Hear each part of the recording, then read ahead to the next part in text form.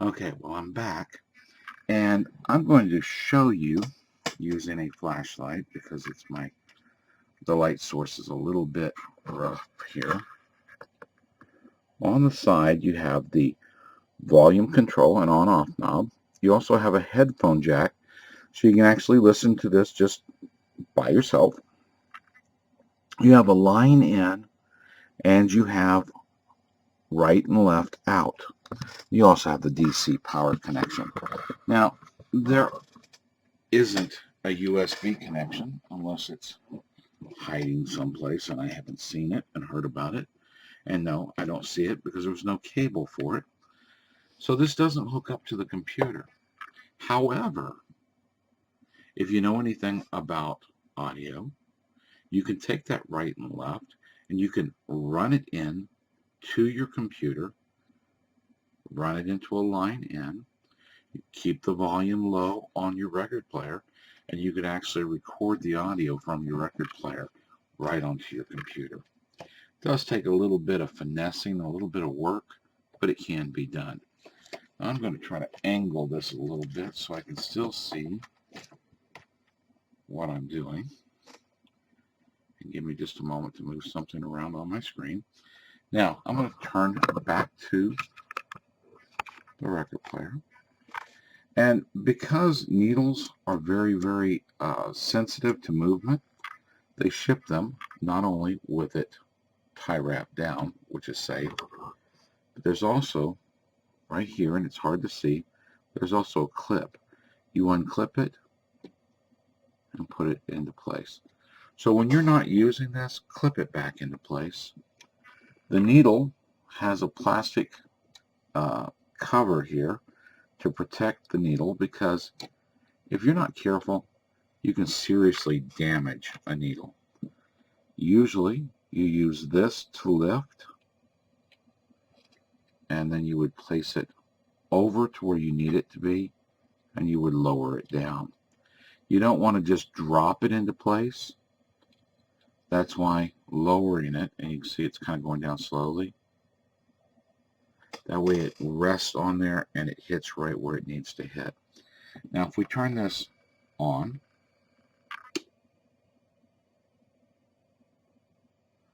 and we're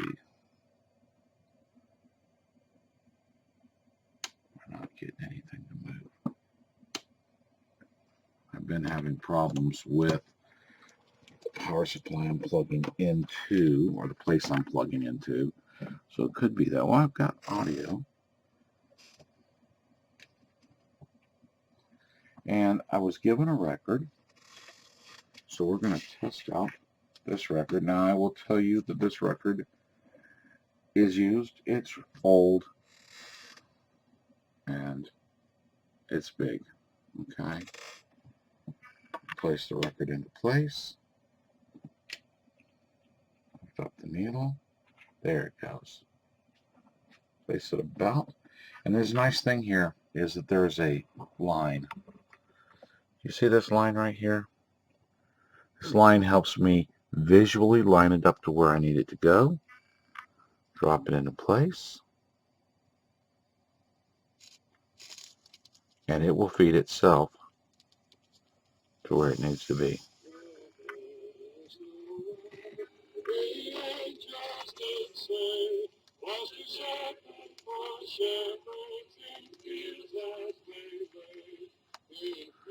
Now, record players have multiple speeds because some records are recorded at various speeds. I didn't check to see what speed this is, but it's a slower speed, more than likely. Let's hear what it sounds like if I speed it up a little bit.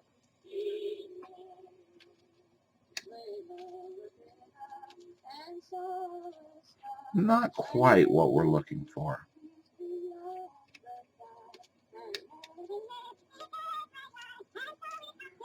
Kind of sounds like a well-known cartoon that's on TV. Now, the reason there's speeds is because back in the day there wasn't a set standard necessarily for recording speeds, so it varied.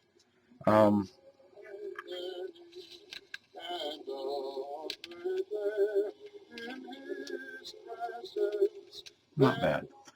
Now, you don't want to just lift up the needle, because if you just lift up the needle, like grab and hold down here, you run the risk of scratching your record. So you lift up here, then you use this little lever right here that's on the edge to move the needle back out of place. Once the needle's moved back out of place, notice that the record stops turning. Now, a lot of times on your record itself, and I'll show you this up close, it says long playing 33 1/3, and we just happen to have it set. Let's see if I can get in there close enough.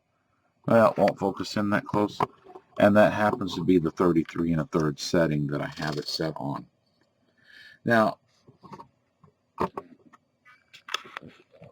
what's nice is that because this is a briefcase style record player, I can place my records into a carrying case of some kind where they're well protected. I can secure my needle so it's not going to bounce around. And I might even be able to cover this back up and carry that around with me. But I can carry the record player wherever I happen to go. And because it uses a DC or AC input to DC when it gets in there, it's quite possible I can use another type of plug to be able to provide power to it.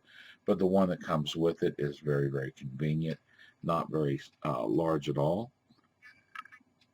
When you take your record off, grab it by the edges. You really want to try to avoid grabbing it on the grooves itself, because the oils from your fingers and all that kind of stuff do tend to deposit inside the grooves on there and degrade the record a little bit. Do I like this? Well, I've only got one record to play on it, so I've only got one option to try out. But from what I can see, this seems to be a very nice device.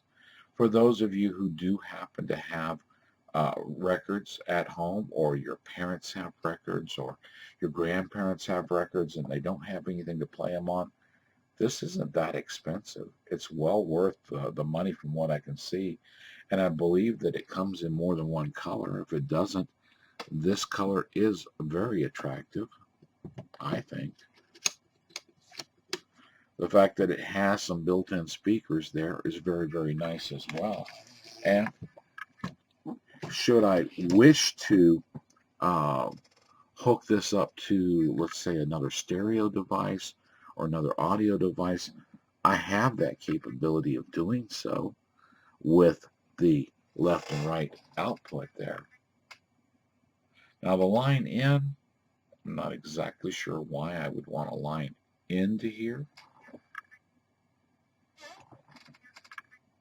but it's something that's available, and it was something that was quite commonly available on older audio devices anyway. I would recommend this. I mean, it's been a while since I played a record, but if you have a stack of records at home and you have nothing to play them on, this is pretty nice. The fact, like I said, that you can close it up, that you can unplug it, and once it's unplugged, you can store it in a relatively small area. It's not going to take up a great deal of space. And it's really not that big, even though the case was quite large.